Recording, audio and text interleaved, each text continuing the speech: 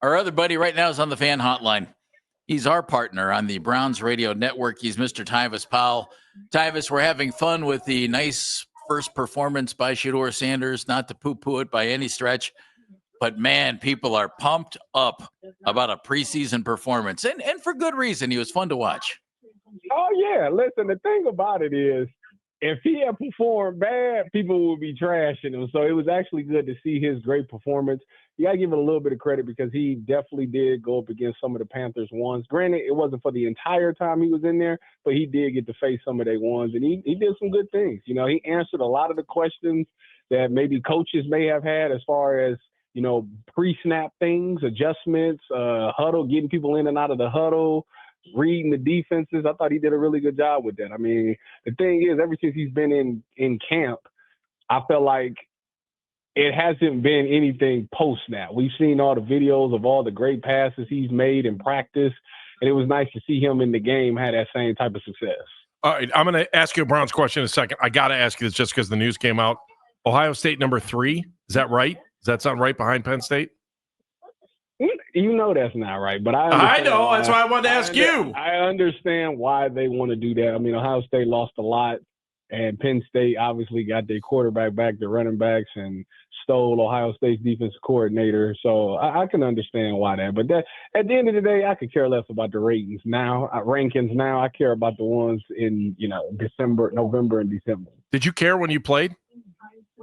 Not really, because it was we knew it was subject to change. I tell you what, I never wanted to be preseason number 1. I hated that. All right, that's fair. All right, let's go back to the Browns here. Size up the quarterbacks race for me right now after what we saw on Friday. Give me the race as far as you're concerned. The race? Yeah. I mean, right now, if you're going off of just health, it's got to be Joe Flacco and Shedeur Sanders. But everybody wants to write off everybody else. You know, wants to write off Kenny Pickett and Dylan Gabriel.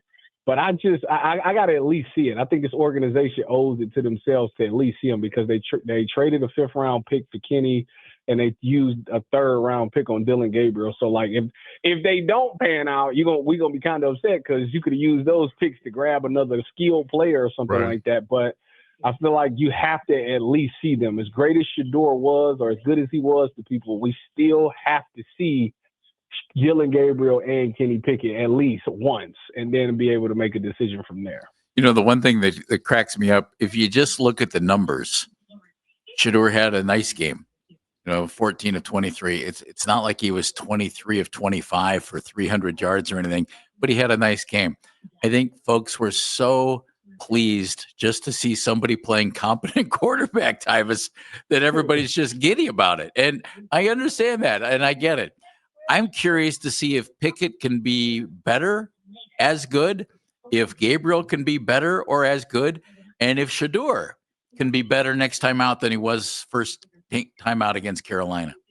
Yeah, what I loved about him after the game when they asked him about it, you know, he said he was bummed out by his performance because he said it's still some incompletions on his resume that he didn't want. So it shows you that he is striving for greatness.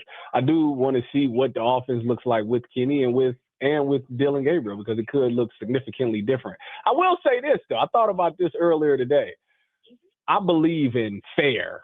I know that doesn't exist, but in this, I want it to be kind of fair. Wouldn't it be fair if Dylan Gabriel had to go out there with the same team as Shedeur Sanders did and have to perform the same way? Yeah. You know what I've wondered, Tyvis? Fair to be able to access the quarterbacks to see who's better. Just out of curiosity, what y'all think of that? If Gabriel's good to go, I've been wondering this. If he's good to go, should you start Shidor and have him maybe try and build on and elevate from where he was against Carolina, depending on who he's with, and going up against, you know, the Eagles in a second preseason game, and then have Gabriel come in and play the second half, you know, and give Shedeur the chance to maybe play against a little better competition and see how he holds up against that. Well, I doubt that the Eagles play their ones either in this game because after having those 2 days of joint practices, I doubt that they make their starters. But maybe they do. I hope they do. It'd be nice.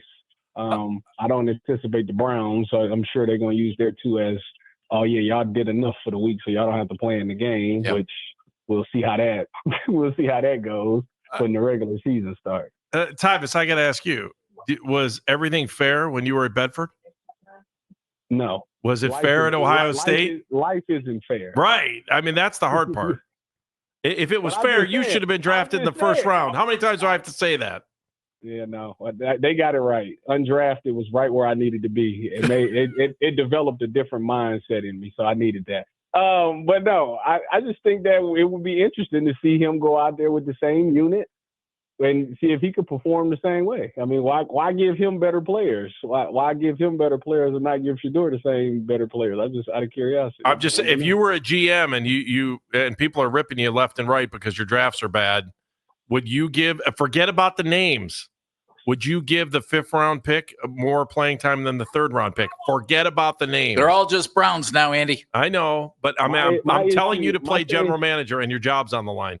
So if I'm playing general manager and my job's on the line, what I'm doing is I'm going to play the guy that's healthy. That's because you can't make the club in the tub. I continue to say that. There has to be some type of punishment for a guy getting hurt. I know it's not that he wanted to get hurt, but when you get hurt, other people are getting better. So people are taking those reps. So I'm not going to punish the guy. So are we mad at Pickett? Yes. Huh. I'm way softer than you are, man. I have so much trouble getting mad at a guy that's hurt. It's not his fault, same thing. Like you're saying punish. You're saying punish them. People lose their spots. Is that fair? Let's go back to that question. Yeah, that is fair. Yeah, that's fair. You're not out there. You're not out there. Part of the game. You're tough, man. Tyvis is tough. Of course he is. You know what? It's an NFL player. League. You know what though? It's a tough league. The NFL made me this way. See? I wasn't like this. When you were a Bearcat, you were soft. You were a sweetie. Maybe that's the case, but maybe even at Ohio State, maybe I was the same way. But once I got to the NFL and got the business side of it, it just made my heart cold. So tell me this one, sir. With all the quarterback hype, justifiably, this team's looking for a quarterback. Defense a little overlooked. Carolina scored only 10 points the other day. What do you think of the D? That was a beautiful thing. Now, it's not like I was impressed with the corners and all of that, but those guys played well enough. I like the pressures that they was able to get in. Obviously the preseason, so guys are going to miss throws, but I liked it though. Anytime you can keep a team, off the board. I mean, the Browns scored 30 unanswered points before they hit that field goal at the end. Like that's what I'm talking about. Seems like to me, that defense is starting to get back to what it was 2 years ago. You remember in the preseason 2 years ago, the defense was really, really good. And it didn't matter what unit was out there. Those guys continued to dominate. And I think we're starting to get back to that same philosophy. All right, I got another off-the-wall question for you. Ready? Non-Browns. Ready? Mm-hmm. Cam Little hit a 70-yard field goal in a preseason game. Should that count in the record book? Yes, he getting drug tested too. He's 100%. They gonna have that cup. They gonna have that little thing. Come on, as soon as you get off the plane, come here. Let me talk to you because that's ridiculous. Should that count the record books? Yes. As the longest field goal or no? Yeah. Even though it was a preseason game. Heck yeah, we all watched it, didn't we? Yeah, I did. I saw the ball go through the uprights. What's that? I wouldn't punish him because it's the preseason. I mean, yeah, I would give it to him. That's crazy. Now, the crazy thing is they're going to try to – I don't know if he's going to be able to do it in the regular season because, I mean, well, I guess it'll be on some last second. Either be at the end of halftime or it's going to be at the end of the game situation where they're going to have to try that because you wouldn't do it because if he misses, now they get the ball on the 50-yard line and ain't nobody taking those chances. Mm-hmm. So I don't know if we'll see it again. That's the thing. It was fun.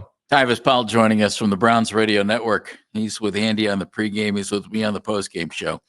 If you're Kevin Stefanski, and Scott Petrak was just with us from the Chronicle Telegram. I asked Scott this. If you're Kevin, what do you want to do at quarterback this week? Forget who's healthy and who's not. What would be the ideal plan, Tyvis, just from wanting to maybe see everybody? How would you hope to play it if you're Kevin? I think that when you go into these joint practices, I would give the 11 on 11s to the healthy quarterbacks and then use the 7 on 7s for Kenny and Dylan. Unless Dylan is, I'm pretty sure he's getting back to being healthy again. He did 11 on 11s today with backups, I believe. Yeah, so if he's healthy enough to operate it, then I would give him some reps too, because you definitely want to see those guys in the preseason, and that will be a way for Kenny Pickett to be able to get some work in, because obviously it's not there's no movement or no pass rush coming. But as far as the team periods go, I got to give it to the guys that's healthy, because I want it to be more of a game simulation. I want them to feel the pressure and have to get rid of it. I don't want them to be like, well, I'm hurt. I would have been able to do it if I wasn't hurt. Like that, I don't want that excuse to be out there. I want to know without a shadow of a doubt if you would have been able to do it. Are you expecting Quinshon to play this year? I think he's going to play at some point, yeah. Where do you think we're at on that right now? Are there any rumblings in Columbus about that even? Not at all. The last I heard is he waived the speedy trial to try to get the trial in January, which would be potentially after the season. But even if that happens, the NFL going to step in and still give him 6 games like that. So it's a lot to unpack there. Hopefully it gets resolved, and hopefully they do whatever they got to do and he serves his time or whatever it is and able to get back to playing football.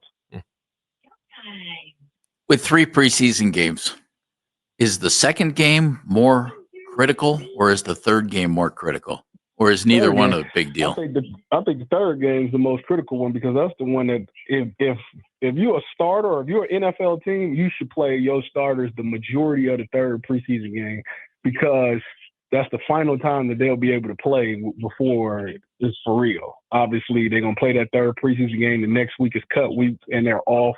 Then you start the season. If you don't play them in that third preseason game, you're running the risk of rust in that first game, because if you play them in the second game but don't play them in the third, and then you get away, that's like 3 weeks off. So, to me, I feel like that third game is vital that a starter goes out there and play. I know we talked about this in pregame. What do you think of Carson Schlesinger? The numbers panned out really good, and for a rookie, I got to tell you, they got a lot of trust in him. A lot of trust. Yeah, any guy that they gave the rookie a green dot. That means he's in charge of everything on the defense and making sure guys are set and lined up. Obviously, he's shown that he can handle it. I'm very excited to see what happens. This is a guy that they keep saying can do it all as far as tackle, play to run, grade and pass, coverage, all of those things. So if he can handle all that, then we're going to need that, because JOK was arguably the second best defensive player we had. And without him going that field, we missed his presence last year. So hopefully Carson Schlesinger can do that. Hopefully they clear the game up and he's able to, react and be able to know what's coming before and be able to anticipate it and make plays. Kind sir, thank you for your time today. We will chat with you on Saturday. Andy with the pregame, you and me postgame. Tyvis, I can't wait to talk to you. I love you guys. I'll see you on Saturday. See you, bud. Bye. Go Bucks, go Browns, go Cavs, go Guards. Playoffs, here we come. There it is. Tyvis Powell joining us on the Fan Hotline.